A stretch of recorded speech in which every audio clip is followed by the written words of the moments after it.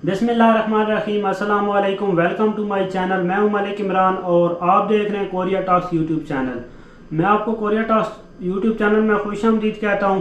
अगर आप मेरे चैनल पर नए हैं तो मेरे चैनल को सब्सक्राइब कर लें और साथ वाले बेल आइकन को ज़रूर प्रेस कर लें ताकि मेरी तमाम नई आने वाली वीडियोज़ आप तक पहुँच सकें। मैं आज बात करूँगा जो दोस्त G1 वीज़ा पर, और जिसे साइलम भी कहते हैं, G1 वीज़ा साउथ कोरिया में कहते हैं और सियासी पनाह का भी इसे नाम दिया जाता है। इस वीज़ा से मुतालिक आज मैं बात करूंगा। सबसे पहले तो मैं इसकी थोड़ी वजाहत कर दूं कि ये वीज़ा क्या है।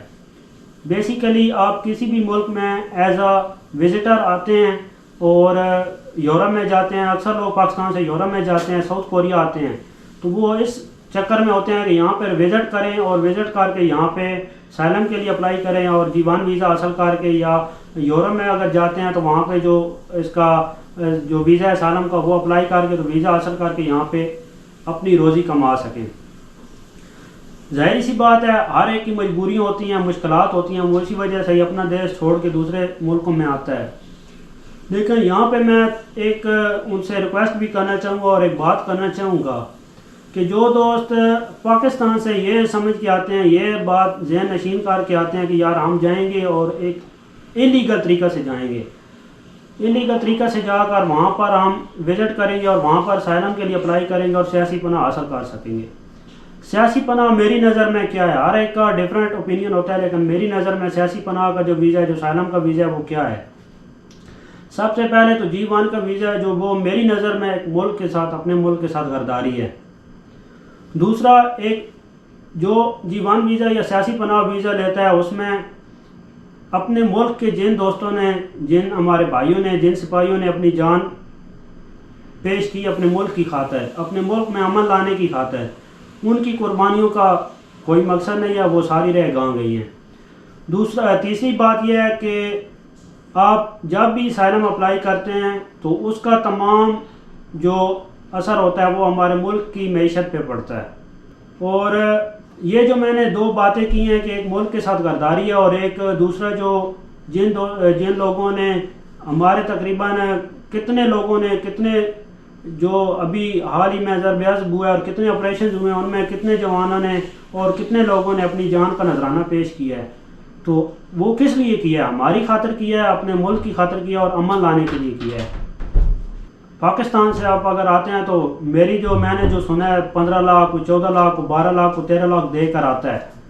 तो पहली तो बात है कि अगर आपने 14-15 लाख देकर आना है तो आप पाकिस्तान में इतने पैसे इन्वेस्ट करें, और अगर आप इतनी मेहनत करें जितना अगर कोरियन आपसे करवाते हैं, तो मेरे ख्याल में वहाँ पे आप एक अच्छा सेटअप बना सकते हैं।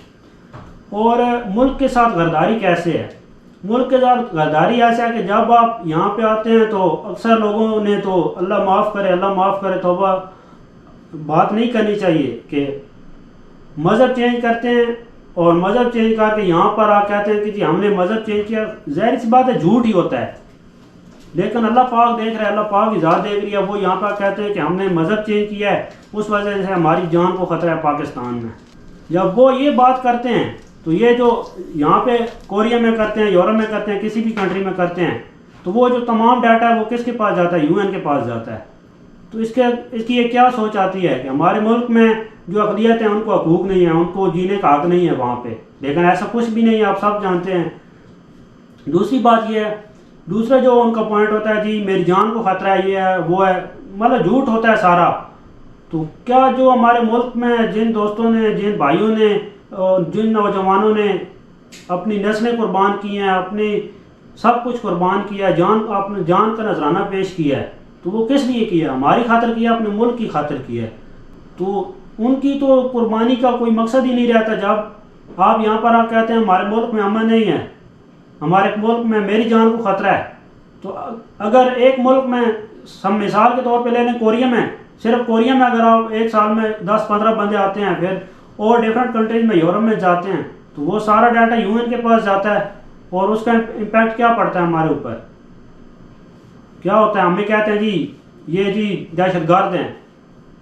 ये दहशतगर्द का क्यों लेबल लगा हुआ है हमारे ऊपर? इसीलिए लगा हुआ है कि हम खुद ऐसा करते हैं। यार मजबूरियाँ होती हैं, रिस्क अल्लाह पाक की ज़ात देने वाली है, लीगल तरीके से आए, मेहनत करें। हर हर कंट्री के लिए एक ऑप्शन दिया गया किस तरीके से आप जा सकते हैं, लीगल वीज़ा लेकर जा सकते हैं। हम भी इसी तरीके से आए, हमने भी मेहनत की है, टेस्ट पास किया है, कोरियन लैंग्वेज पढ़ी है, आगे हैं, कमा रहे हैं। जितना यहाँ पे हमारे नसीब में लिखा है हम कमाएंगे और वापस चले जाएंगे। खुदा रहा कुछ सोचें। जब अल्लाह पाक ने रिस्क देने, अगर पाकिस्तान आप 10-12 लाख लगा कर आते हैं तो पाकिस्तान में यार आप 10-12 लाख 13 लाख इन्वेस्ट करो और इतनी मेहनत करो जितनी मेहनत यहाँ पे कोरियन आपसे करवाते हैं। अगर इतनी आप मेहनत पाकिस्तान में करें तो मुझे उम्मीद है जो आपने 10-12 लाख 13 लाख इन्वेस्ट करना है तो उससे आप अच्छी खासी अर्निंग हासिल कर सके, इतनी अर्निंग कि आपका गुजारा अच्छे तरीके से हो जाए पाकिस्तान में। तो सोचें कुछ इस बात पर कि अगर आना चाहते हैं तो लीगल तरीक़ा से आएँ। और लीगल तरीका आपको सबको पता है, इस पर भी मैंने वीडियो बनाई हुई हैं कि किस तरह आप कोरिया आके तो यहाँ पे काम कर सकते हैं। तो दूसरा जो ये मेरा ओपिनियन है, ये मेरी सोच है, आप ज़ाहिर सी बात है हर एक बंदे की मजबूरी होती है, मैं नहीं ये कहता है, लेकिन हर एक की अपनी सोच होती है। मेरी ये सोच है कि जो भी किसी भी मुल्क में जाकर सियासी पनाह का वीज़ा लेता है या ये साइलम अप्लाई करता है तो वो बेसिकली अपने मुल्क के साथ क्या कर रहा होता है, गद्दारी कर रहा होता है।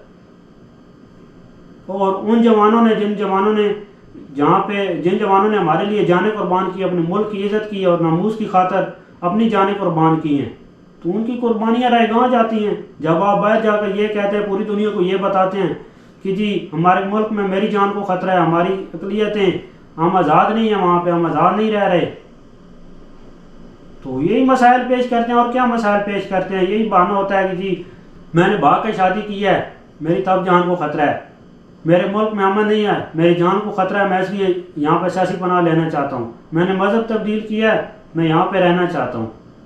ये क्या बात हुई यार। एक तो अपना मज़हब मैंने इतना सुना है कि यार मैं बात यहाँ पे नहीं कर सकता, इतने मैंने नीच कैसे लोगों की इतनी नीच सोच भी सुनी है अपने कानों से। उनको ये बात शायद करते हुए उनको अपनी इज़्ज़त की परवाह नहीं है, मुल्क की वो इज़्ज़त क्या करेंगे। जो इंसान अपनी इज़्ज़त नहीं कर सकता वो मुल्क की खातिर क्या करेगा। तो मेहरबानी करें इस पर सोचें, या रिस्क देने वाली अल्लाह पाक की ज़ात है। तो मैं अगर किसी को मेरी बात बुरी लगी हो तो मैं उनसे माज़रत चाहूँगा, लेकिन ये हकीकत है और एक तल्ख़ हकीकत है। तो मेहरबानी करें जो भी आते हैं लीगल तरीक़े से आएँ, जिस भी मुल्क में आएँ लीगल तरीके से काम करें, रिस्क कमाएँ और वापस चले जाएँ।